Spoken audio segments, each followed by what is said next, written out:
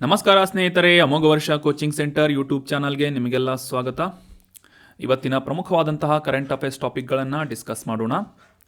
ಈಗ ಡಿಸ್ಕಸ್ ಮಾಡ್ತಾ ಇರುವಂತಹ ನೋಟ್ಸ್ಗಳನ್ನು ಡೌನ್ಲೋಡ್ ಮಾಡ್ಕೋಬೇಕು ಅಂತಂದರೆ ಅಮೋಘ ವರ್ಷ IAS KS ಅಕಾಡೆಮಿಯ ಟೆಲಿಗ್ರಾಮ್ ಚಾನಲನ್ನು ಸಬ್ಸ್ಕ್ರೈಬ್ ಮಾಡಿ. ಇಲ್ಲಿಂದ ಈ PDF ನೋಟ್ಸ್ಗಳನ್ನು ಈಸಿಯಾಗಿ ಡೌನ್ಲೋಡ್ ಮಾಡಿಕೊಂಡು ಕರೆಂಟ್ ಅಫೇರ್ಸ್ ಟಾಪಿಕ್ಸ್ಗಳನ್ನು ರಿವೈಸ್ ಮಾಡ್ಕೋಬೋದಾಗಿದೆ. ಇನ್ನು ಇವತ್ತಿನ ಡಿಸ್ಕಷನ್ನನ್ನು ಪ್ರಾರಂಭ ಮಾಡೋಣ.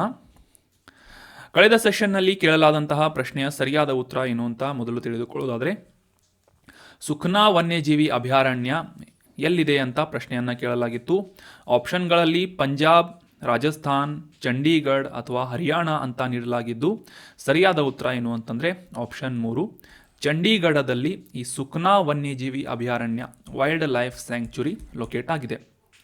ಸೊ ಮುಖ್ಯವಾಗಿ ಈ ಶಿವಾಲಿಕ್ ಪರ್ವತ ಶ್ರೇಣಿಯ ತಪ್ಪಲಿನ ಪ್ರದೇಶದಲ್ಲಿ ಅಥವಾ ಬೆಟ್ಟಗಳ ಸರಣಿಯ ಪ್ರದೇಶದಲ್ಲಿ ಚಂಡೀಗಢದಲ್ಲಿ ಅಂತಂದರೆ ಈ ಪಂಜಾಬ್ ಮತ್ತು ಹರಿಯಾಣಗಳ ಕ್ಯಾಪಿಟಲ್ ಸಿಟಿಯಾದಂತಹ ಚಂಡೀಗಢ ಯೂನಿಯನ್ ಟೆರಿಟರಿ ಅಂತ ಕರೀತಾರೆ. ಇದನ್ನ ಕೇಂದ್ರಾಡಳಿತ ಪ್ರದೇಶ. ಇದು ಚಂಡೀಗಢ ಕೇಂದ್ರಾಡಳಿತ ಪ್ರದೇಶದಲ್ಲಿ ಹರಿಯುವಂತಹ ಈ ಸುಖ್ನಾ ನದಿಯ ಜಲಾನಯನ ಪ್ರದೇಶದಲ್ಲಿ ಈ ವನ್ಯಜೀವಿ ಅಭಯಾರಣ್ಯವನ್ನು ನಾವು ಗುರುತಿಸಬಹುದಾಗಿದೆ. Option 3 Chandigarh was right answer. Comment ಮಾಡಿ ಸರಿಯಾಗಿ ಆನ್ಸರ್ ಮಾಡಿದಂತಹ ಎಲ್ಲ ಸ್ಟೂಡೆಂಟ್ಸ್ಗಳಿಗೂ ಕೂಡ ಕಾಂಗ್ರ್ಯಾಚುಲೇಷನ್ಸ್. ಇದೇ ರೀತಿಯಾಗಿ ಡಿಸ್ಕಷನ್ನಲ್ಲಿ ಭಾಗವಹಿಸ್ತಾ ಇರಿ, ನಿಮ್ಮ ಆನ್ಸರ್ಗಳನ್ನು ಕಮೆಂಟ್ ಮಾಡ್ತಾ ಇರಿ ಅಂತ ಹೇಳ್ತಾ ಇವತ್ತಿನ ಪ್ರಶ್ನೆ ಏನು ಅಂತ ನೋಡೋಣ. ಶಿವಾಲಿಕ್ ಪರ್ವತ ಶ್ರೇಣಿ ನಿಮಗೆಲ್ಲ ಗೊತ್ತಿದೆ ಅಂತ ಅನ್ಕೋತೀನಿ.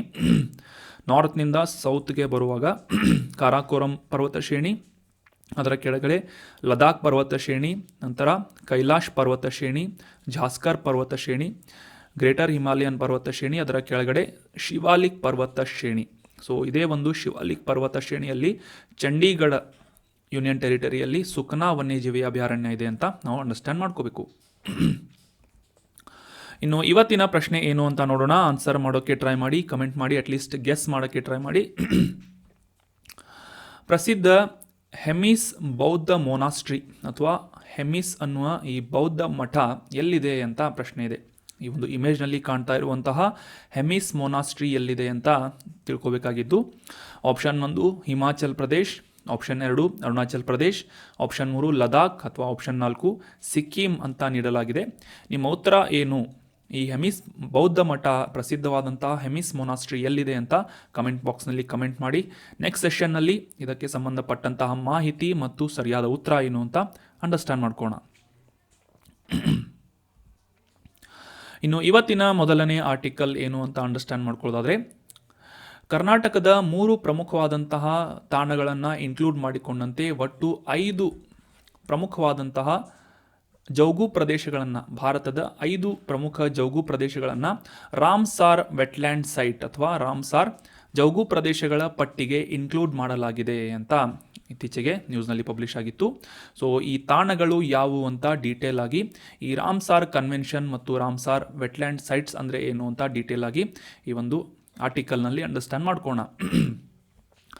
ಕಾಂಟೆಕ್ಸ್ಟನ್ನು ಆಲ್ರೆಡಿ ಅಂಡರ್ಸ್ಟ್ಯಾಂಡ್ ಮಾಡಿಕೊಂಡ ಹಾಗೆ ಕೇಂದ್ರ ಪರಿಸರ ಸಚಿವರಿಂದ ಇತ್ತೀಚೆಗೆ ಒಂದು ಮಾಹಿತಿಯನ್ನು ಶೇರ್ ಮಾಡಲಾಗಿದ್ದು, ರಾಮ್ಸಾರ್ ಪಟ್ಟಿಯಲ್ಲಿ ಈ ಹೊಸ ತಾಣಗಳನ್ನು ಇನ್ಕ್ಲೂಡ್ ಮಾಡಲಾಗಿದೆ ಅಥವಾ ಜೌಗು ಪ್ರದೇಶಗಳನ್ನು, ವೆಟ್ಲ್ಯಾಂಡ್ಸ್ ಅಂತ ಕರೀತಾರೆ, ಜೌಗು ಪ್ರದೇಶಗಳನ್ನು ಇನ್ಕ್ಲೂಡ್ ಮಾಡಲಾಗಿದೆ. ಅವು ಯಾವುವು ಅಂತ ಅಂಡರ್ಸ್ಟ್ಯಾಂಡ್ ಮಾಡ್ಕೊಳ್ಳೋದಾದರೆ, ಕರ್ನಾಟಕದ 3 ತಾಣಗಳು ಯಾವುವು ಅಂತಂದರೆ, ಈ ಗದಗ ಜಿಲ್ಲೆಯ ಮಾಗಡಿ ಕೆರೆ ಸಂರಕ್ಷಣಾ ಮೀಸಲು ಪ್ರದೇಶ, ನಂತರ ಈ ಅಂಕಸಮುದ್ರ ಪಕ್ಷಿ ಸಂರಕ್ಷಣಾ ಮೀಸಲು ಪ್ರದೇಶ, ಇದು ವಿಜಯಪುರ ಜಿಲ್ಲೆಯಲ್ಲಿದೆ. ಮಾಗಡಿ ಕೆರೆ ಸಂರಕ್ಷಣಾ ಮೀಸಲು ಪ್ರದೇಶ ಇದು ಗದಗ ಜಿಲ್ಲೆಯಲ್ಲಿದೆ. ಅಂಕಸಮುದ್ರ ಪಕ್ಷಿ ಸಂರಕ್ಷಣಾ ಮೀಸಲು ಪ್ರದೇಶ ವಿಜಯಪುರ ಜಿಲ್ಲೆಯಲ್ಲಿ, ಮತ್ತು ಅಘನಾಶಿನಿ ನದಿ ಮುಖಜ ಭೂಮಿ ಅಥವಾ ನದಿ ಮುಖಜ ಪ್ರದೇಶ ಇದು ಉತ್ತರ ಕನ್ನಡ ಜಿಲ್ಲೆಯಲ್ಲಿದೆ. ಉತ್ತರ ಕನ್ನಡ ಡಿಸ್ಟಿಕ್ನಲ್ಲಿ ಅಘನಾಶಿನಿ ನದಿ ಮುಖ ಪ್ರದೇಶ ಲೊಕೇಟ್ ಆಗಿದೆ. ಸೊ ಈ 3 ಕರ್ನಾಟಕದ ತಾಣಗಳನ್ನು ಜೌಗು ಪ್ರದೇಶಗಳ ವೆಟ್ಲ್ಯಾಂಡ್ಸ್ ಆಫ್ ಇಂಟರ್ನ್ಯಾಷನಲ್ ಇಂಪಾರ್ಟೆನ್ಸ್ ಅಂತ ರಾಮ್ಸಾರ್ ಪಟ್ಟಿಯ ತಾಣಗಳ ಪಟ್ಟಿಗೆ ಇನ್ಕ್ಲೂಡ್ ಮಾಡಲಾಗಿದೆ. ಇನ್ನು ಉಳಿದಂತಹ 2 ವೆಟ್ಲ್ಯಾಂಡ್ ಯಾವುವು ಅಂತಂದರೆ ತಮಿಳುನಾಡಿನ ಕರೆವೆಟ್ಟಿ ಪಕ್ಷಿಧಾಮ ಮತ್ತು ಲಾಂಗ್ವುಡ್ ಶೋಲಾ ಮೀಸಲು ಅರಣ್ಯ ಪ್ರದೇಶವನ್ನು ಈ ನೂತನವಾಗಿ ರಾಮ್ಸಾರ್ ಪಟ್ಟಿಯಲ್ಲಿ ಇನ್ಕ್ಲೂಡ್ ಮಾಡಲಾಗಿದೆ. ಅಂತಾರಾಷ್ಟ್ರೀಯ ಮಟ್ಟದಲ್ಲಿ ಈ ಜೌಗು ಪ್ರದೇಶಗಳನ್ನು ಮತ್ತು ಅಲ್ಲಿ ವಾಸಿಸುವಂತಹ ವೈವಿಧ್ಯಮಯವಾದಂತಹ ಜೀವಿಗಳನ್ನು ಸಂರಕ್ಷಣೆ ಮಾಡುವಂತಹ ಉದ್ದೇಶದಿಂದ 1971ನೇ ಇಸವಿಯಲ್ಲಿ ಯುನೆಸ್ಕೋ ಸಂಸ್ಥೆಯಿಂದ ಈ ಇರಾನಿನ ರಾಮ್ಸಾರ್ ಅನ್ನುವ ನಗರದಲ್ಲಿ ಒಂದು ಸಮಾವೇಶವನ್ನು ಆಯೋಜನೆ ಮಾಡಲಾಗಿತ್ತು. ರಾಮ್ಸಾರ್ ಸೈಟ್ ಕನ್ವೆನ್ಷನ್ ಅಂತ ಕರೀತಾರೆ, ಇದನ್ನ ರಾಮ್ಸಾರ್ ಸಮಾವೇಶ ಅಂತ ಕೂಡ ಕರೀತಾರೆ. ಇದರ ಮುಖ್ಯ ಉದ್ದೇಶ ಅಂತ ಆಲ್ರೆಡಿ ನಾವು ಅಂಡರ್ಸ್ಟ್ಯಾಂಡ್ ಮಾಡ್ಕೊಂಡ್ವಿ. ಈ ಜೌಗು ಪ್ರದೇಶಗಳ ಅಥವಾ ವೆಟ್ಲ್ಯಾಂಡ್ಸ್ಗಳನ್ನು ಸಂರಕ್ಷಣೆ ಮಾಡುವುದು, ಆ ಒಂದು ಪರಿಸರವನ್ನು ಸಂರಕ್ಷಣೆ ಮಾಡುವುದು ಮತ್ತು ಅವುಗಳ ಒಂದು ಸಿಗ್ನಿಫಿಕೆನ್ಸನ್ನು, ಸ್ಥಳೀಯವಾಗಿ ಅವು ಹೊಂದಿರುವಂತಹ ಒಂದು ಇಂಪಾರ್ಟೆನ್ಸನ್ನು ಅಥವಾ ಮಹತ್ವವನ್ನು ಹೈಲೈಟ್ ಮಾಡುವಂತೆ ಅವುಗಳನ್ನು ಗುರುತಿಸಿ ಸಂರಕ್ಷಣೆ ಮಾಡುವಂತಹ ಉದ್ದೇಶದಿಂದ ಒಂದು ಸಮಾವೇಶವನ್ನು ನಡೆಸಲಾಗಿತ್ತು. ವೆಟ್ಲ್ಯಾಂಡ್ ಕನ್ವೆನ್ಷನ್ ಅಂತ ಕರೀತಾರೆ ಇದನ್ನ, ಅಥವಾ ರಾಮ್ಸಾರ್ ಕನ್ವೆನ್ಷನ್ ಅಥವಾ ರಾಮ್ಸಾರ್ ಸಮಾವೇಶ ಅಂತ ಕೂಡ ಕರೀತಾರೆ. ಇದು ಅಂತರ್ ಸರ್ಕಾರಿ ಪರಿಸರ ಸಂರಕ್ಷಣೆಗೆ, ಮುಖ್ಯವಾಗಿ ಈ ಜೌಗು ಪ್ರದೇಶಗಳ ರಕ್ಷಣೆಯ ಉದ್ದೇಶದಿಂದ ಒಪ್ಪಂದವನ್ನು ಮಾಡಿಕೊಳ್ಳಲಾಗಿತ್ತು. 1971ರಲ್ಲಿ ಈ ಒಂದು ಕನ್ವೆನ್ಷನ್ನನ್ನು ನಡೆಸಲಾಗುತ್ತೆ ರಾಮ್ಸಾರ್ ಅನ್ನುವ ನಗರದಲ್ಲಿ. ಇದು ಇರಾನ್ ರಾಷ್ಟ್ರದಲ್ಲಿದೆ. ಇರಾನ್ನಲ್ಲಿರುವಂತಹ ರಾಮ್ಸಾರ್ ಅನ್ನುವ ನಗರದಲ್ಲಿ ಇದು ಲೊಕೇಟ್ ಆಗಿದೆ. ಸೊ ಈ ಒಂದು ಸಮಾವೇಶವನ್ನು ನಡೆಸಲಾಗಿತ್ತು. ಸೊ ಅಂತಾರಾಷ್ಟ್ರೀಯ ಪ್ರಾಮುಖ್ಯತೆಯನ್ನು ಹೊಂದಿದಂತಹ ಈ ಒಂದು ಜಲ ಪಕ್ಷಿಗಳನ್ನು, ಸುಮಾರು 180 ಜಾತಿಯ ಪಕ್ಷಿಗಳು ಈ ಜೌಗು ಪ್ರದೇಶಗಳಲ್ಲಿ ತಮ್ಮ ಆವಾಸ ಸ್ಥಾನವನ್ನು ಕಂಡುಕೊಂಡಿವೆ ಅಂತ ಕೂಡ ರೆಕಾರ್ಡ್ ಮಾಡಲಾಗಿದೆ. ಸೊ ಇದೇ ಒಂದು ಉದ್ದೇಶದಿಂದ ಅಂತಾರಾಷ್ಟ್ರೀಯ ಮಟ್ಟದಲ್ಲಿ ಮತ್ತು ಸ್ಥಳೀಯವಾಗಿ ಈ ಒಂದು ಜೀವ ವೈವಿಧ್ಯತೆಯನ್ನು ಹೆಚ್ಚಾಗಿ ಹೊಂದಿರುವಂತಹ ಜೌಗು ಪ್ರದೇಶಗಳನ್ನು ಸಂರಕ್ಷಣೆ ಮಾಡುವುದು ಮತ್ತು ಅವುಗಳ ಅಭಿವೃದ್ಧಿ ಮಾಡುವಂತಹ ನಿಟ್ಟಿನಲ್ಲಿ ಈ ರಾಮ್ಸಾರ್ ಸೈಟ್ನ ಪಟ್ಟಿಯಲ್ಲಿ ಆ ಒಂದು ಸ್ಥಳಗಳನ್ನು ಇನ್ಕ್ಲೂಡ್ ಮಾಡಲಾಗುತ್ತೆ. ಸೊ ಆ ಒಂದು ಪಟ್ಟಿಯಲ್ಲಿ ಸೇರಿಕೊಂಡಂತಹ ಪ್ರದೇಶಗಳನ್ನು ಹೆಚ್ಚಿನ ಒಂದು ಫಂಡಿಂಗ್ಸ್ಗಳಾಗಿರ್ಬೋದು ಅಥವಾ ಹೆಚ್ಚಿನ ಒಂದು ಕಾಳಜಿಯನ್ನು ವಹಿಸಿ ಆ ಒಂದು ಪ್ರದೇಶಗಳನ್ನು ಸಂರಕ್ಷಣೆ ಮಾಡಿ ಅಲ್ಲಿನ ಒಂದು ಹ್ಯಾಬಿಟಾಟನ್ನು ಅಥವಾ ಒಂದು ಜೀವ ವೈವಿಧ್ಯತೆಯ ಆವಾಸ ಸ್ಥಾನವನ್ನು ಸಂರಕ್ಷಣೆ ಮಾಡಲಾಗುತ್ತೆ ಅಂತ ಇಂಪಾರ್ಟೆಂಟ್ ಆದಂಥ ಮಾಹಿತಿ. ರಾಮ್ಸಾರ್ ಕನ್ವೆನ್ಷನ್ ಇತ್ತೀಚೆಗೆ ನಮ್ಮ ಕರ್ನಾಟಕದ 3 ಸ್ಥಳಗಳನ್ನು ಒಳಗೊಂಡಂತೆ ಒಟ್ಟು 5 ಪ್ರದೇಶಗಳನ್ನು, 5 ವೆಟ್ಲ್ಯಾಂಡ್ಸ್ಗಳನ್ನು ನೂತನವಾಗಿ ರಾಮ್ಸಾರ್ ಸೈಟ್ನ ಪಟ್ಟಿಗೆ ಇನ್ಕ್ಲೂಡ್ ಮಾಡಲಾಗಿದೆ ಅಂತ ನಾವು ಇಂಪಾರ್ಟೆಂಟ್ ಆದಂಥ ಮಾಹಿತಿಯನ್ನು ಅಂಡರ್ಸ್ಟ್ಯಾಂಡ್ ಮಾಡ್ಕೊಂಡ್ವಿ. ವಿಜಯಪುರ ಜಿಲ್ಲೆಯ ಅಂಕಸಮುದ್ರ ಪಕ್ಷಿ ಸಂರಕ್ಷಣಾ ಮೀಸಲು, ಗದಗ ಜಿಲ್ಲೆಯ ಮಾಗಡಿ ಕೆರೆ ಸಂರಕ್ಷಣಾ ಮೀಸಲು ಮತ್ತು ಉತ್ತರ ಕನ್ನಡ ಜಿಲ್ಲೆಯ ಅಘನಾಶಿನಿ ನದಿ ಮುಖಜ ಸ್ಥಳವನ್ನು ಅಥವಾ ಪ್ರದೇಶವನ್ನು ಈ ಒಂದು ರಾಮ್ಸಾರ್ ಪಟ್ಟಿಯಲ್ಲಿ ಇನ್ಕ್ಲೂಡ್ ಮಾಡಲಾಗಿದೆ. ಉಳಿದಂಥ 2 ರಾಮ್ಸಾರ್ ತಾಣಗಳ ಪಟ್ಟಿಯಲ್ಲಿ ಲಾಂಗ್ವುಡ್ ಶೋಲಾ ಮೀಸಲು ಅರಣ್ಯ ಅಥವಾ ರಿಸರ್ವ್ ಫಾರೆಸ್ಟ್ ಮತ್ತು ಇನ್ನೊಂದು ಕರೆವೆಟ್ಟಿ ಪಕ್ಷಿಧಾಮ. ಸೊ ಇವು ಟೋಟಲ್ ಆಗಿ 5 ಹೊಸ ರಾಮ್ಸಾರ್ ತಾಣಗಳಾಗಿದ್ದಾವೆ. 2022ನೇ ಇಸವಿಯಲ್ಲಿ ನಮ್ಮ ಕರ್ನಾಟಕದ ರಂಗನತಿಟ್ಟು ಪಕ್ಷಿಧಾಮವನ್ನು ಕೂಡ ಈ ರಾಮ್ಸಾರ್ ಪಟ್ಟಿಯಲ್ಲಿ ಇನ್ಕ್ಲೂಡ್ ಮಾಡಲಾಗಿತ್ತು ಅಂತ ನಾವು ಹಿಸ್ಟ್ರಿಯನ್ನು ರಿಕಾಲ್ ಮಾಡ್ಕೋಬೇಕು.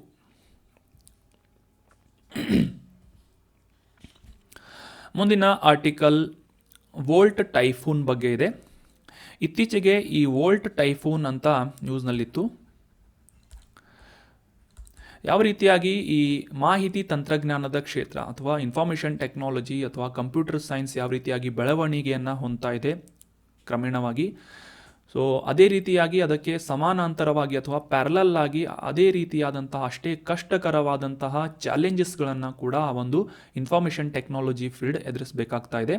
ಸೊ ಇದಕ್ಕೆ ರೀಸೆಂಟ್ ಆದಂತಹ ಒಂದು ಎಕ್ಸಾಂಪಲ್ ಏನು ಅಂತಂದರೆ, ಚೀನಾದಿಂದ ಸಪೋರ್ಟನ್ನು ಪಡೆದುಕೊಂಡಂತಹ ಹ್ಯಾಕಿಂಗ್ ಗುಂಪೊಂದು ಅಮೆರಿಕದ ಸೈಬರ್ ಇನ್ಫ್ರಾಸ್ಟ್ರಕ್ಚರನ್ನು ಹ್ಯಾಕ್ ಮಾಡಿದೆ. ಇದರ ಮೂಲಕ ಈ ಒಂದು ಸೈಬರ್ ಇನ್ಫ್ರಾಸ್ಟ್ರಕ್ಚರ್ನಲ್ಲಿ ರೆಕಾರ್ಡ್ ಆದಂತಹ ಸಾಕಷ್ಟು ಡೇಟಾ ಆಗಿರಬಹುದು ಅಥವಾ ಮಾಹಿತಿ ಆಗಿರಬಹುದು, ಅಮೆರಿಕದ ಈ ಒಂದು ಮಾಹಿತಿ ಸಾಕಷ್ಟು ಕಾಂಪ್ರಮೈಸ್ ಮಾಡಿಕೊಳ್ತಾ ಇದೆ ಅಥವಾ ಕಾಂಪ್ರಮೈಸ್ ಆಗ್ತಾ ಇದೆ ಅಂತ ಒಂದು ಕನ್ಸರ್ನನ್ನು ಇತ್ತೀಚೆಗೆ ಯುನೈಟೆಡ್ ಸ್ಟೇಟ್ನ ಗೌರ್ಮೆಂಟ್ನಿಂದ ಹೈಲೈಟ್ ಮಾಡಲಾಗಿತ್ತು. ಸೊ ಈ ವೋಲ್ಟ್ ಟೈಫೂನ್ ಅನ್ನುವ ಈ ಒಂದು ಹ್ಯಾಕಿಂಗ್ ಗುಂಪು ಕುರಿತಾದಂತಹ ಕೆಲವೊಂದಿಷ್ಟು ಇಂಪಾರ್ಟೆಂಟ್ ಮಾಹಿತಿಗಳನ್ನು ಅಂಡರ್ಸ್ಟ್ಯಾಂಡ್ ಮಾಡ್ಕೊಳ್ಳೋಣ. 2021ರಿಂದ ಕಾರ್ಯವನ್ನು ನಿರ್ವಹಿಸ್ತಾ ಇರುವಂತಹ ಅಥವಾ ಸಕ್ರಿಯವಾಗಿರುವಂತಹ ಈ ಚೀನಾದ ಸಪೋರ್ಟನ್ನು ಪಡೆದುಕೊಂಡು ರಾಜ್ಯ ಪ್ರಾಯೋಜಿತ ಅಥವಾ ಚೀನಾದ ಗೌರ್ಮೆಂಟ್ನಿಂದ ಸ್ಪಾನ್ಸರ್ಶಿಪ್ಪನ್ನು ಪಡೆದುಕೊಂಡು ಈ ಹ್ಯಾಕಿಂಗ್ ಗುಂಪು ಕಾರ್ಯವನ್ನು ನಿರ್ವಹಿಸ್ತಾ ಇದೆ. ಸೊ ನೆನ್ಪಿಟ್ಕೊಳ್ಳಿ, ವೋಲ್ಟ್ ಟೈಫೂನ್ ಅಂತಂದರೆ ಏನು ಅಂತಂದರೆ ಚೀನಾ ಸರ್ಕಾರದಿಂದ ಬೆಂಬಲಿತವಾದಂತಹ ಒಂದು ಹ್ಯಾಕಿಂಗ್ ಗ್ರೂಪ್, ಹ್ಯಾಕರ್ಸ್ಗಳ ಒಂದು ಗುಂಪಾಗಿದೆ. ಇದ್ರ ಮುಖ್ಯವಾಗಿ ಯುನೈಟೆಡ್ ಸ್ಟೇಟ್ಸ್ನ ಕೆಲವೊಂದಿಷ್ಟು ಇನ್ಫ್ರಾಸ್ಟ್ರಕ್ಚರ್ಗಳ ಮೇಲೆ ಅಟ್ಯಾಕನ್ನು ಮಾಡಿ ಅವರ ಮಾಹಿತಿಯನ್ನು ಕಲೆಕ್ಟ್ ಮಾಡುವುದಾಗಿರ್ಬೋದು, ಅಥವಾ ಈ ಒಂದು ಎಸ್ಪಿಯನಾಜ್ ಅಂತ ಕರೀತಾರೆ, ಬೇಹುಗಾರಿಕೆಗೆ ಸಂಬಂಧಪಟ್ಟಂತೆ ಸಾಕಷ್ಟು ರೀತಿಯಾದಂತಹ ಆ್ಯಕ್ಟಿವಿಟೀಸ್ಗಳನ್ನು ನಡೆಸ್ತಾ ಇದೆ. ಇದರಿಂದ ಯುನೈಟೆಡ್ ಸ್ಟೇಟ್ಸ್ನ ಮಾಹಿತಿ ಕಾಂಪ್ರಮೈಸ್ ಆಗ್ತಾ ಇದೆ, ಆ ಒಂದು ಕಾನ್ಫಿಡೆನ್ಷಿಯಲ್ ಇನ್ಫಾರ್ಮೇಷನ್ ಕಾಂಪ್ರಮೈಸ್ ಆಗ್ತಾ ಇದೆ, ಲೀಕ್ ಆಗ್ತಾ ಇದೆ ಅಂತ ಈ ಒಂದು ಕಾಳಜಿಯನ್ನು, ಕನ್ಸರ್ನನ್ನು ಇತ್ತೀಚೆಗೆ ಯುನೈಟೆಡ್ ಸ್ಟೇಟ್ಸ್ ಗೌರ್ಮೆಂಟ್ನಿಂದ ಹೈಲೈಟ್ ಮಾಡಲಾಗಿತ್ತು. ಸೊ ಯುನೈಟೆಡ್ ಸ್ಟೇಟ್ಸ್ನಲ್ಲಿನ ಈ ಒಂದು ಕ್ರುಷಿಯಲ್ ಆದಂತಹ ಇನ್ಫ್ರಾಸ್ಟ್ರಕ್ಚರ್ಗಳ ಸಂಸ್ಥೆಗಳ ಮೇಲೆ ಅಟ್ಯಾಕನ್ನು ಮಾಡುವುದು ಈ ವೋಲ್ಟ್ ಟೈಫೂನ್ನ ಮುಖ್ಯ ಉದ್ದೇಶ ಆಗಿದೆ ಅಂತ ಕೂಡ ನಾವು ಅಂಡರ್ಸ್ಟ್ಯಾಂಡ್ ಮಾಡ್ಕೋಬೇಕು. ಸೊ ನೆನ್ಪಿಟ್ಕೊಳ್ಳಿ, ವೋಲ್ಟ್ ಟೈಫೂನ್ ಇದು ಒಂದು ಚೀನಾ ಬೆಂಬಲಿತ ಹ್ಯಾಕರ್ಸ್ಗಳ ಗುಂಪಾಗಿದೆ ಅಂತ ನೆನ್ಪಿಟ್ಕೊಳ್ಳಿ. ಇನ್ನು ಮುಂದಿನ ಆರ್ಟಿಕಲ್ ಏನು ಅಂತ ಅಂಡರ್ಸ್ಟ್ಯಾಂಡ್ ಮಾಡ್ಕೊಳ್ಳೋದಾದ್ರೆ, ಯೂನಿಯನ್ ಪಬ್ಲಿಕ್ ಸರ್ವಿಸ್ ಕಮಿಷನ್, ಇವೆಲ್ಲ ಓದಿರ್ತೀರಿ. ಇತ್ತೀಚೆಗೆ ಯೂನಿಯನ್ ಪಬ್ಲಿಕ್ ಸರ್ವಿಸ್ ಕಮಿಷನ್ಗೆ ನೂತನವಾದಂತಹ ಅಧ್ಯಕ್ಷರನ್ನು ಆಯ್ಕೆ ಮಾಡಲಾಗಿದೆ, ಸದಸ್ಯರನ್ನು ಆಯ್ಕೆ ಮಾಡಲಾಗಿದೆ ಅಂತ ನ್ಯೂಸ್ನಲ್ಲಿ ಪಬ್ಲಿಷ್ ಆಗಿತ್ತು. ಮಾಜಿ IFS ಆಫೀಸರ್ ಆದಂತಹ ಸಂಜಯ್ ವರ್ಮಾ ಅವರು ಇತ್ತೀಚೆಗೆ ಈ ಯೂನಿಯನ್ ಪಬ್ಲಿಕ್ ಸರ್ವಿಸ್ ಕಮಿಷನ್, ಕೇಂದ್ರ ಲೋಕಸೇವಾ ಆಯೋಗ ಅಂತ ನಾವು ಕನ್ನಡದಲ್ಲಿ ಅರ್ಥ ಮಾಡ್ಕೋಬೇಕು, ಯೂನಿಯನ್ ಪಬ್ಲಿಕ್ ಸರ್ವಿಸ್ ಕಮಿಷನ್ನ ನೂತನವಾದಂತಹ ಸದಸ್ಯರನ್ನಾಗಿ ಸಂಜೀವ್ ವರ್ಮಾ ಅವರನ್ನು ಆಯ್ಕೆ ಮಾಡಲಾಗಿದೆ ಅಂತ ನಾವು ನ್ಯೂಸ್ನಲ್ಲಿ ಅಂಡರ್ಸ್ಟ್ಯಾಂಡ್ ಮಾಡ್ಕೊಂಡಿದ್ವಿ. ಸೊ ಅದೇ ರೀತಿಯಾಗಿ 1990ರ IFS ಕ್ಯಾಡರ್ ಆಗಿರುವಂತಹ ಸಂಜೀವ್ ವರ್ಮಾ ಅವರು UPSC ಅಧ್ಯಕ್ಷ ಮನೋಜ್ ಸೋನಿ ಅವರ ಸಮ್ಮುಖದಲ್ಲಿ, ಇದನ್ನ ಕೂಡ ನೆನ್ಪಿಟ್ಕೊಳ್ಳಿ, ಸದ್ಯದ UPSC ಅಧ್ಯಕ್ಷ ಯಾರು ಅಂತಂದರೆ ಮನೋಜ್ ಸೋನಿ ಅಂತ. ಸೊ ಇವರ ಸಮ್ಮುಖದಲ್ಲಿ ಈ ಒಂದು ಆಫಿಷಿಯಲ್ ಸೀಕ್ರೆಸಿ ಪ್ರಮಾಣ ವಚನವನ್ನು ಸ್ವೀಕರಿಸಿದ್ದಾರೆ. ಒಂದು ಕಚೇರಿಗೆ ಸಂಬಂಧಪಟ್ಟಂತೆ ಗೌಪ್ಯತಾ ಪ್ರಮಾಣ ವಚನ ಅಂತ ಕರೀತಾರೆ. ಸೊ ಈ UPSC ಅಧ್ಯಕ್ಷರಾದಂತಹ ಮನೋಜ್ ಸೋನಿ ಅವರ ಸಮ್ಮುಖದಲ್ಲಿ ನೂತನವಾದಂತಹ UPSC ಸದಸ್ಯರಾಗಿರುವಂತಹ ನೇಮಕವಾಗಿರುವಂತಹ ಈ ಸಂಜಯ್ ವರ್ಮಾ ಅವರು ಈ ಒಂದು ಪ್ರಮಾಣ ವಚನವನ್ನು ಸ್ವೀಕರಿಸಿದ್ರು ಅಂತ ಮಾಹಿತಿಯನ್ನು ಶೇರ್ ಮಾಡಲಾಗಿತ್ತು ನ್ಯೂಸ್ ಪೇಪರ್ನಲ್ಲಿ. ಸೊ ಅದೇ ರೀತಿಯಾಗಿ ಇವರ ಒಂದು ಹಿಸ್ಟ್ರಿಯನ್ನು ನೋಡೋದಾದರೆ, ಅಂದರೆ ಇವರ ಒಂದು ಸರ್ವಿಸನ್ನು ನೋಡೋದಾದರೆ, ಸದ್ಯಕ್ಕೆ ರಿಟೈರ್ಮೆಂಟನ್ನು ಹೊಂದಿರುವಂತಹ ಸಂಜೀವ್ ವರ್ಮಾ ಅವರು ಹಿಂದೆ ಸ್ಪೇನ್, ಆಂಡೋರಾ, ಇಥಿಯೋಪಿಯಾ, ಜಿಬೂತಿ, ಆಫ್ರಿಕನ್ ಯೂನಿಯನ್ ಈ ಎಲ್ಲ ಸಂಸ್ಥೆ ಮತ್ತು ರಾಷ್ಟ್ರಗಳ ಒಂದು ರಾಯಭಾರಿಯಾಗಿ, ಭಾರತದ ರಾಯಭಾರಿಯಾಗಿ ಕಾರ್ಯವನ್ನು ನಿರ್ವಹಿಸಿದ್ದಾರೆ. ಅಷ್ಟೇ ಅಲ್ಲದೆ ದುಬೈನಲ್ಲಿ ಕಾನ್ಸುಲ್ ಜನರಲ್ ಆಗಿ ಮತ್ತು ಬೀಜಿಂಗ್ನ ಭಾರತೀಯ ರಾಯಭಾರಿ ಕಚೇರಿಯಲ್ಲಿ ಕೂಡ ಅಡ್ವೈಸರ್ ಆಗಿ ಕಾರ್ಯವನ್ನು ನಿರ್ವಹಿಸಿದ್ದಾರೆ ಅನ್ನೋದು ಕೂಡ ಇಂಪಾರ್ಟೆಂಟ್ ಆದಂಥ ಮಾಹಿತಿ. ಸೊ ಈ IFS ಆಫೀಸರ್, ಇಂಡಿಯನ್ ಫಾರೆಸ್ಟ್ ಸರ್ವಿಸ್ನ ಆಫೀಸರ್ ಆಗಿ ರಿಟೈರ್ಡ್ ಆದಂತಹ ಸಂಜೀವ್ ವರ್ಮಾ ಅವರನ್ನು ಇತ್ತೀಚೆಗೆ UPSCಯ ನೂತನ ಸದಸ್ಯರನ್ನಾಗಿ ಆಯ್ಕೆ ಮಾಡಲಾಗಿದೆ ಅಂತ ಅನ್ನೋದು ಇಂಪಾರ್ಟೆಂಟ್ ಆದಂಥ ಮಾಹಿತಿ. ಅದೇ ರೀತಿಯಾಗಿ ನಮ್ಮ ಭಾರತದ ಸಂವಿಧಾನದ ಆರ್ಟಿಕಲ್ 315ರ ಅಡಿಯಲ್ಲಿ ಈ ಕೇಂದ್ರ ಲೋಕಸೇವಾ ಆಯೋಗ ಮತ್ತು ರಾಜ್ಯ ಲೋಕಸೇವಾ ಆಯೋಗ, ಸ್ಟೇಟ್ ಪಬ್ಲಿಕ್ ಸರ್ವಿಸ್ ಕಮಿಷನ್ ಮತ್ತು ಯೂನಿಯನ್ ಪಬ್ಲಿಕ್ ಸರ್ವಿಸ್ ಕಮಿಷನ್ ಬಗ್ಗೆ ಮೆನ್ಷನ್ ಮಾಡಲಾಗಿದೆ ಅನ್ನೋದು ಕೂಡ ಇಂಪಾರ್ಟೆಂಟ್ ಆದಂಥ ಮಾಹಿತಿಯಾಗಿದೆ. ಆರ್ಟಿಕಲ್ 315 ನೋಟ್ ಮಾಡಿ ಇಟ್ಕೊಳ್ಳಿದ್ನ. ಅದೇ ರೀತಿಯಾಗಿ ಈ ಆಯ್ಕೆಯಾದಂತಹ ಸದಸ್ಯರ ಅಧಿಕಾರಾವಧಿ ಎಷ್ಟು ಅಂತ ಅಂಡರ್ಸ್ಟ್ಯಾಂಡ್ ಮಾಡ್ಕೊಳ್ಳೋದಾದರೆ, ಸಾಮಾನ್ಯವಾಗಿ 6 ವರ್ಷಗಳು ಅಥವಾ ಆ ಸದಸ್ಯರಿಗೆ 65 ವರ್ಷಗಳು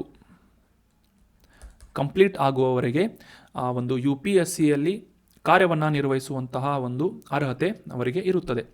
ಸೊ ಅಂಡರ್ಸ್ಟ್ಯಾಂಡ್ ಮಾಡ್ಕೊಳ್ಳಿ, ಮನೋಜ್ ಸೋನಿ ಅವರು ಸದ್ಯದ UPSCಯ ಅಧ್ಯಕ್ಷರಾಗಿ ಕಾರ್ಯವನ್ನು ನಿರ್ವಹಿಸ್ತಾ ಇದ್ದಾರೆ ಮತ್ತು ನೂತನವಾದಂತಹ ಸದಸ್ಯರನ್ನು ಸಂಜಯ್ ವರ್ಮಾ ಅವರನ್ನು ಇತ್ತೀಚೆಗೆ ನೇಮಕ ಮಾಡಲಾಗಿದೆ ಅಂತ ನಾವು ಅಂಡರ್ಸ್ಟ್ಯಾಂಡ್ ಮಾಡ್ಕೊಂಡ್ವಿ.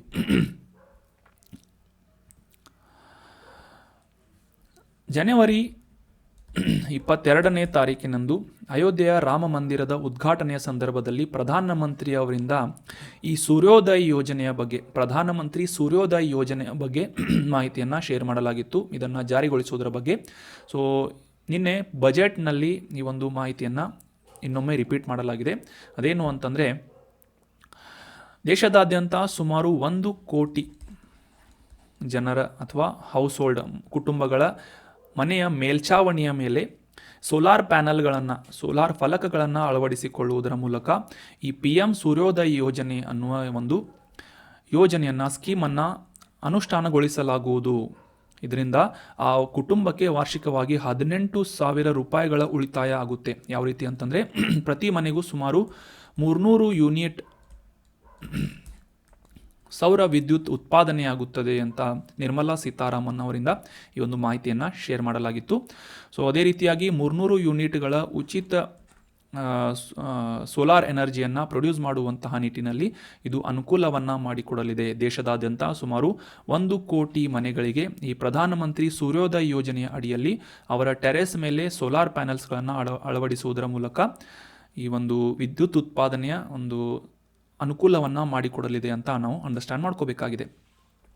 ಕಳೆದ 10 ವರ್ಷಗಳಲ್ಲಿ ಈ ಪ್ರಧಾನಮಂತ್ರಿಯವರಿಂದ ಅಥವಾ ಕೇಂದ್ರ ಸರ್ಕಾರದಿಂದ ಸಾಕಷ್ಟು ರೀತಿಯಾಗಿ ಈ ಸೋಲಾರ್ ಎನರ್ಜಿಯನ್ನು ಪ್ರೊಡ್ಯೂಸ್ ಮಾಡುವಂತಹ ನಿಟ್ಟಿನಲ್ಲಿ ಈ ಸೌರ ವಿದ್ಯುತ್ ಉತ್ಪಾದನೆಗೆ ಸಾಕಷ್ಟು ಪ್ರೋತ್ಸಾಹವನ್ನು ನೀಡಲಾಗ್ತಾ ಇದೆ.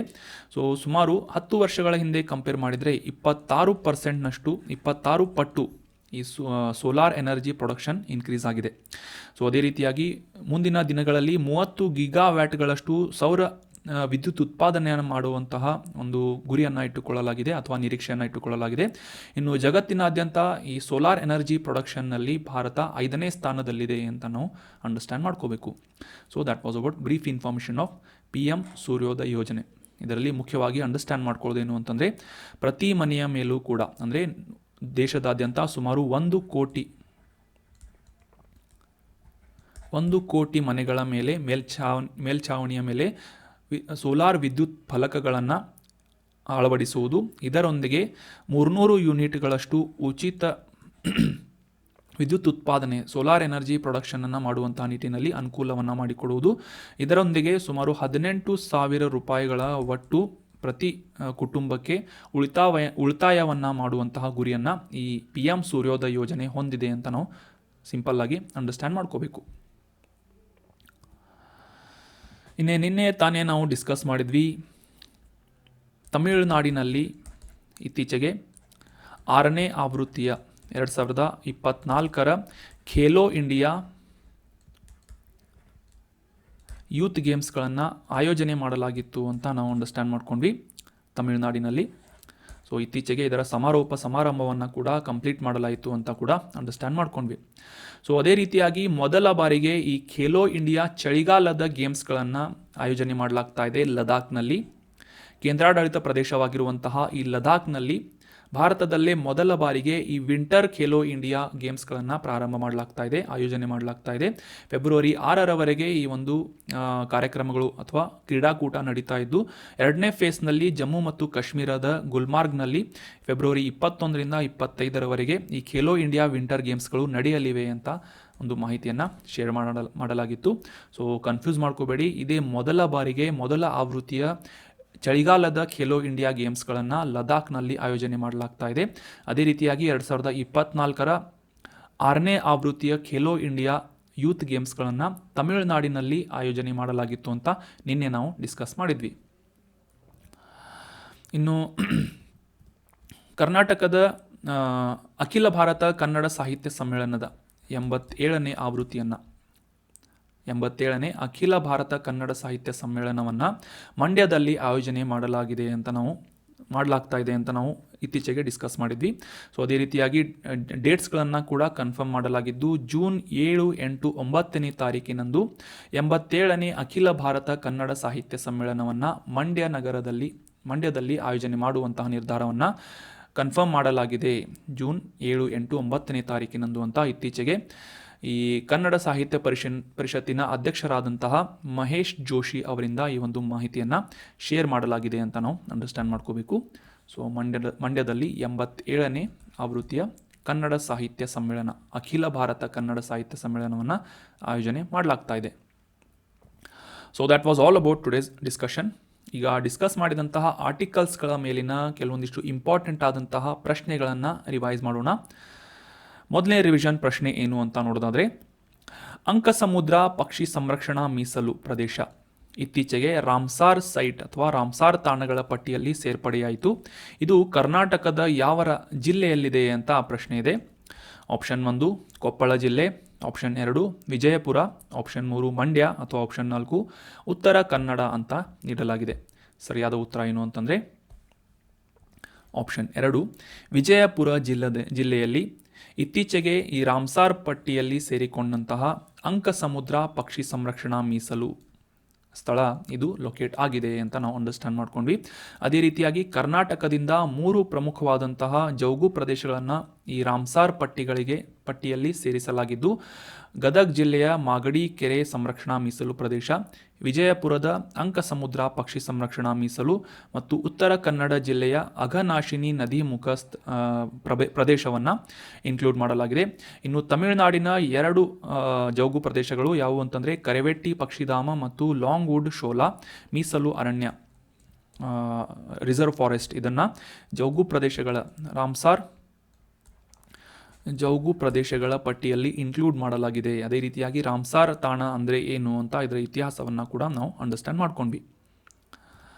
ಮುಂದಿನ ರಿವಿಷನ್ ಪ್ರಶ್ನೆ, ವೋಲ್ಟ್ ಟೈಫೂನ್ ಅಂತ ಇತ್ತೀಚೆಗೆ ನ್ಯೂಸ್ನಲ್ಲಿತ್ತು. ಇದು ಏನು ಅಂತ ಪ್ರಶ್ನೆ ಇದೆ. ಆಪ್ಷನ್ 1 ಇದು ದಕ್ಷಿಣ ಪೆಸಿಫಿಕ್ ಸಾಗರದಲ್ಲಿ ಇತ್ತೀಚೆಗೆ ಹುಟ್ಟಿಕೊಂಡಂತಹ ಒಂದು ಚಂಡಮಾರುತವಾಗಿದೆ, ಸೈಕ್ಲೋನ್ ಆಗಿದೆ ಅಂತ ವೋಲ್ಟ್ ಟೈಫೂನ್ ಬಗ್ಗೆ ಮೊದಲನೇ ಸ್ಟೇಟ್ಮೆಂಟ್ ಹೇಳ್ತಾ ಇದೆ. ಎರಡನೇ ಸ್ಟೇಟ್ಮೆಂಟ್ ಏನು ಅಂತಂದರೆ ಈ ವೋಲ್ಟ್ ಟೈಫೂನ್ ಒಂದು ಚೀನಾ ಬೆಂಬಲಿತ ಹ್ಯಾಕಿಂಗ್ ಗುಂಪಾಗಿದೆ ಅಂತ ಎರಡನೇ ಸ್ಟೇಟ್ಮೆಂಟ್ ಇದೆ. ಆಪ್ಷನ್ 3 ವೋಲ್ಟ್ ಟೈಫೂನ್ ಇದು ಮುಖ್ಯ ಅಂತಾರಾಷ್ಟ್ರೀಯ ಆರ್ಥಿಕ ಬಿಕ್ಕಟ್ಟಿನ ಪರಿಕಲ್ಪನೆಯಾಗಿದೆ, it is a concept of international economical crisis ಅಂತ ಮೂರನೇ ಸ್ಟೇಟ್ಮೆಂಟ್ ಇದ್ದು, ನಾಲ್ಕನೇ ಸ್ಟೇಟ್ಮೆಂಟ್ ಏನು ಅಂತಂದರೆ ಮೇಲಿನ ಯಾವುದೂ ಅಲ್ಲ ಅಂತ ಇದೆ. ಸೊ ಸರಿಯಾದ ಉತ್ತರ ಏನು ಅಂತಂದರೆ ಈಗ ತಾನೇ ನಾವು ಡಿಸ್ಕಸ್ ಮಾಡಿದ್ವಿ, ಆಪ್ಷನ್ 2 ವೋಲ್ಟ್ ಟೈಫೂನ್ ಇದು ಚೀನಾ ಸರ್ಕಾರದಿಂದ ಬೆಂಬಲಿತವಾದಂತಹ ಹ್ಯಾಕರ್ಗಳ ಗುಂಪಾಗಿದೆ ಅಂತ ಅನ್ನೋದು ಸರಿಯಾದಂಥ ಸ್ಟೇಟ್ಮೆಂಟ್ ಆಗಿದೆ. ಸೊ ಇತ್ತೀಚೆಗೆ ಈ United States of America USA ಸರ್ಕಾರದಿಂದ ತಮ್ಮ ಸೈಬರ್ ಮೂಲಸೌಕರ್ಯಗಳ ಮೇಲೆ ಈ ವೋಲ್ಟ್ ಟೈಫೂನ್ ಹ್ಯಾಕರ್ಸ್ಗಳ ಗುಂಪಿನಿಂದ ಅಟ್ಯಾಕ್ ಮಾಡಲಾಗಿದೆ, ಇದರಿಂದ ಸಾಕಷ್ಟು ಮಾಹಿತಿಗಳು ಕಾಂಪ್ರಮೈಸ್ ಆಗ್ತಾ ಇವೆ ಅಂತ ಒಂದು ಕ್ಲೇಮನ್ನು ಮಾಡಲಾಗಿತ್ತು ಅಥವಾ ಕನ್ಸರ್ನನ್ನು ಹೈಲೈಟ್ ಮಾಡಲಾಗಿತ್ತು. ಈ ವೋಲ್ಟ್ ಟೈಫೂನ್ ಅನ್ನೋದು ಚೀನಾ ಸರ್ಕಾರದಿಂದ ಬೆಂಬಲಿತವಾದಂತಹ 2021ರಿಂದ ಕಾರ್ಯವನ್ನು ಸಕ್ರಿಯವಾಗಿರುವಂತಹ ಹ್ಯಾಕಿಂಗ್ ಗುಂಪಾಗಿದೆ, ಹ್ಯಾಕರ್ಸ್ಗಳ ಗುಂಪಾಗಿದೆ ಅನ್ನೋದು ಸರಿಯಾದಂಥ ಆನ್ಸರ್ ಆಗಿದೆ. So option 2 was right answer. ಮುಂದಿನ ರಿವಿಷನ್ ಪ್ರಶ್ನೆ, ಈ ಕೆಳಗಿನ ಸಂವಿಧಾನದ ಯಾವ ಆರ್ಟಿಕಲ್ನಲ್ಲಿ ಯಾವ ಪರಿಚ್ಛೇದದ ಅಡಿಯಲ್ಲಿ ಯೂನಿಯನ್ ಪಬ್ಲಿಕ್ ಸರ್ವಿಸ್ ಕಮಿಷನ್ ಕೇಂದ್ರ ಲೋಕಸೇವಾ ಆಯೋಗ ಸಂಸ್ಥೆಯ ಬಗ್ಗೆ ಮೆನ್ಷನ್ ಮಾಡಲಾಗಿದೆ ಅಂತ ಪ್ರಶ್ನೆ ಇದೆ. Option 1 article 223, option 2 article 249, option 3 article 314 ಅಥವಾ ಆಪ್ಷನ್ 4 ಆರ್ಟಿಕಲ್ 321 ಅಂತ ನೀಡಲಾಗಿದ್ದು, ಸರಿಯಾದ ಉತ್ತರ ಏನು ಅಂತಂದರೆ ಆಪ್ಷನ್ 3 ನಮ್ಮ ಭಾರತದ ಸಂವಿಧಾನದ ಆರ್ಟಿಕಲ್ 314 ಅಡಿಯಲ್ಲಿ ಕೇಂದ್ರ ಲೋಕಸೇವಾ ಆಯೋಗ ಮತ್ತು ರಾಜ್ಯ ಲೋಕಸೇವಾ ಆಯೋಗವನ್ನು ಸ್ಥಾಪನೆ ಮಾಡಬೇಕು ಅಂತ ಮೆನ್ಷನ್ ಮಾಡಲಾಗಿದೆ. So option 3 was right answer. ಇತ್ತೀಚೆಗೆ ನೂತನವಾದಂತಹ ಸದಸ್ಯರನ್ನು ಸಂಜಯ್ ವರ್ಮಾ ಅವರನ್ನು ಆಯ್ಕೆ ಮಾಡಲಾಗಿದೆ UPSCಯಿಂದ ಅಂತ ನಾವು ಅಂಡರ್ಸ್ಟ್ಯಾಂಡ್ ಮಾಡ್ಕೊಂಡ್ವಿ. ಸೊ ಅದೇ ರೀತಿಯಾಗಿ ಯೂನಿಯನ್ ಪಬ್ಲಿಕ್ ಸರ್ವಿಸ್ ಕಮಿಷನ್ ಇದರ ಮುಖ್ಯ ಕಾರ್ಯ ಏನು ಅಂತಂದರೆ ಈ ಆಲ್ ಇಂಡಿಯಾ ಸರ್ವಿಸಸ್ಗಳಾಗಿರ್ಬೋದು, ಸೆಂಟ್ರಲ್ ಗೌರ್ಮೆಂಟ್ ಸರ್ವಿಸ್ ಆಗಿರ್ಬೋದು, ಮುಖ್ಯವಾಗಿ ಗ್ರೂಪ್ A ಮತ್ತು ಗ್ರೂಪ್ B ಸರ್ವಿಸಸ್ಗಳನ್ನು, ಸೇವೆಗಳನ್ನು, ಸಿಬ್ಬಂದಿಗಳನ್ನು ಆಯ್ಕೆ ಮಾಡುವಂತಹ ನಿಟ್ಟಿನಲ್ಲಿ ಎಕ್ಸಾಮ್ಸ್ಗಳನ್ನು ಕಂಡಕ್ಟ್ ಮಾಡಿ ಗೌರ್ಮೆಂಟಿಗೆ ಆ ಒಂದು ಸೆಲೆಕ್ಟ್ ಆದಂತಹ ಆಯ್ಕೆಯಾದಂತಹ ಕ್ಯಾಂಡಿಡೇಟ್ಸ್ಗಳ ಪಟ್ಟಿಯನ್ನು ರೆಕಮೆಂಡ್ ಮಾಡುವುದು ಇದರ ಮುಖ್ಯವಾದಂತಹ ಜವಾಬ್ದಾರಿಯಾಗಿದೆ. ನೀವು UPSC ಕ್ರ್ಯಾಕ್ ಮಾಡಿದಂತಹ ಯಾವುದೇ ಕ್ಯಾಂಡಿಡೇಟ್ಗಳ ರಿಸಲ್ಟ್ ಶೀಟನ್ನು ನೋಡಿದರೆ ರೆಕಮೆಂಡೆಡ್ ಅಂತ ಬರೀತಾರೆ. ರೆಕಮೆಂಡೆಡ್ ಅಂತಂದರೆ ಈ UPSCಯಿಂದ ಆ ಒಬ್ಬ ಕ್ಯಾಂಡಿಡೇಟನ್ನು ಅಭ್ಯರ್ಥಿಯನ್ನು ಆಯ್ಕೆ ಮಾಡಲಾಗಿಲ್ಲ, ರೆಕಮೆಂಡ್ ಮಾಡಲಾಗಿದೆ ಅಂತ ಇದರ ಅರ್ಥ ಆಗುತ್ತೆ. ಅಂತಿಮವಾಗಿ ಆ ಒಂದು ರೆಕಮೆಂಡೇಷನ್ನ ಅಕ್ಸೆಪ್ಟ್ ಮಾಡುವುದು ಅಥವಾ ರಿಜೆಕ್ಟ್ ಮಾಡುವುದು ಅಂದರೆ ಆ ಸಿಬ್ಬಂದಿಯಾಗಿ ಆ ಒಬ್ಬ ಅಭ್ಯರ್ಥಿಯನ್ನು ಆಯ್ಕೆ ಮಾಡುವಂತಹ ಒಂದು ಅಧಿಕಾರ ಯಾರಿಗಿರುತ್ತೆ ಅಂತಂದರೆ ಸರ್ಕಾರಕ್ಕೆ ಇರುತ್ತದೆ. ಅಂತಿಮವಾದಂತಹ ನಿರ್ಧಾರ ಸರ್ಕಾರದ್ದಾಗಿರುತ್ತೆ. ಆದರೆ UPSC ಅಥವಾ ಸ್ಟೇಟ್ ಪಬ್ಲಿಕ್ ಸರ್ವಿಸ್ ಕಮಿಷನ್ಗಳಿಂದ ಈ ಒಂದು ಎಕ್ಸಾಮ್ಸ್ಗಳನ್ನು ಕಂಡಕ್ಟ್ ಮಾಡಿ ಅಭ್ಯರ್ಥಿಗಳನ್ನು ರೆಕಮೆಂಡ್ ಮಾಡುವುದು, ಅರ್ಹ ಅಭ್ಯರ್ಥಿಗಳನ್ನು ರೆಕಮೆಂಡ್ ಮಾಡುವುದು ಮಾತ್ರ ಇದರ ಜವಾಬ್ದಾರಿ ಆಗಿರುತ್ತದೆ. ಇನ್ನು ಮುಂದಿನ ರಿವಿಷನ್ ಪ್ರಶ್ನೆ, ಸೂರ್ಯೋದಯ್ ಯೋಜನೆ, ಪ್ರಧಾನಮಂತ್ರಿ ಸೂರ್ಯೋದಯ್ ಯೋಜನೆ, ಈ ಒಂದು ಯೋಜನೆಯ ಅಡಿಯಲ್ಲಿ ಎಷ್ಟು ಸಂಖ್ಯೆಯ ಕುಟುಂಬಗಳಿಗೆ ತಮ್ಮ ಮನೆಯ ಮೇಲ್ಛಾವಣಿಯ ಮೇಲೆ ಸೌರ ಫಲಕಗಳನ್ನು ಅಳವಡಿಸುವಂತಹ ನಿಟ್ಟಿನಲ್ಲಿ ಈ ಒಂದು ಯೋಜನೆಯನ್ನು ಪ್ರಾರಂಭಿಸಲಾಗ್ತಾ ಇದೆ ಅಂತ ಪ್ರಶ್ನೆ ಇದೆ. ಆಪ್ಷನ್ 1 100 ಕೋಟಿ ಮನೆಗಳ ಮೇಲೆ, ಆಪ್ಷನ್ 2 10 ಕೋಟಿ ಮನೆಗಳ ಮೇಲೆ, ಆಪ್ಷನ್ 3 1 ಕೋಟಿ ಮನೆಗಳ ಮೇಲೆ, ಅಥವಾ ಆಪ್ಷನ್ 4 50 ಲಕ್ಷ ಮನೆಗಳ ಮೇಲ್ಛಾವಣಿಯ ಮೇಲೆ ಅಂತ ಇದೆ. ಸರಿಯಾದ ಉತ್ತರ ಏನು ಅಂತಂದರೆ ಆಪ್ಷನ್ 3. ದೇಶದಾದ್ಯಂತ ಸುಮಾರು 1 ಕೋಟಿ ಮನೆಗಳ ಮೇಲ್ಛಾವಣಿಯ ಮೇಲೆ ಸೌರ ಫಲಕಗಳನ್ನು ಅಳವಡಿಸುವುದರ ಮೂಲಕ ಸುಮಾರು 300 ಯೂನಿಟ್ಗಳಷ್ಟು ಸೌರ ವಿದ್ಯುತ್ ಉತ್ಪಾದನೆಯನ್ನು, ಉಚಿತವಾದಂತಹ ವಿದ್ಯುತ್ ಉತ್ಪಾದನೆಯನ್ನು ಮಾಡಿಕೊಡುವಂತಹ ಒಂದು ಯೋಜನೆ ಪ್ರಧಾನಮಂತ್ರಿ ಸೂರ್ಯೋದಯ ಯೋಜನೆ ಅಂತ ನಾವು ಡೀಟೇಲ್ ಆಗಿ ಅಂಡರ್ಸ್ಟ್ಯಾಂಡ್ ಮಾಡ್ಕೊಂಡ್ವಿ. ಇದರ ಮೂಲಕ ಪ್ರತಿ ಮನೆಗೂ ಕೂಡ ವಾರ್ಷಿಕವಾಗಿ ಸುಮಾರು 18,000 ರೂಪಾಯಿಗಳ ಉಳಿತಾಯವಾಗಲಿದೆ ಅಂತ ಕೂಡ ನಿರ್ಮಲಾ ಸೀತಾರಾಮನ್ ಅವರು ಇತ್ತೀಚೆಗೆ ಬಜೆಟ್ನಲ್ಲಿ ಈ ಒಂದು ಮಾಹಿತಿಯನ್ನು ಶೇರ್ ಮಾಡಿದ್ದಾರೆ. So that was about brief information of ಪ್ರಧಾನಮಂತ್ರಿ ಸೂರ್ಯೋದಯ ಯೋಜನೆ. ಸೊ ಈ ಒಂದು ಡಿಸ್ಕಷನ್ನಲ್ಲಿ ಭಾಗವಹಿಸಿದಂತಹ ಎಲ್ಲ ಸ್ಟೂಡೆಂಟ್ಸ್ಗಳಿಗೂ ಕೂಡ ಥ್ಯಾಂಕ್ ಯು ಸೋ ಮಚ್. ಇದೇ ರೀತಿಯಾಗಿ ಡಿಸ್ಕಷನ್ನಲ್ಲಿ ಭಾಗವಹಿಸ್ತಾಯಿರಿ. ನಿಮ್ಮ ಆನ್ಸರ್ಗಳು ಮತ್ತು ಅನಿಸಿಕೆಗಳನ್ನು ಕಮೆಂಟ್ ಮಾಡ್ತಾಯಿರಿ. ಈ ಒಂದು ಕಂಟೆಂಟನ್ನು ನಿಮ್ಮೆಲ್ಲ ಫ್ರೆಂಡ್ಸ್ಗಳ ಜೊತೆ ಶೇರ್ ಮಾಡಿ. Have a nice day.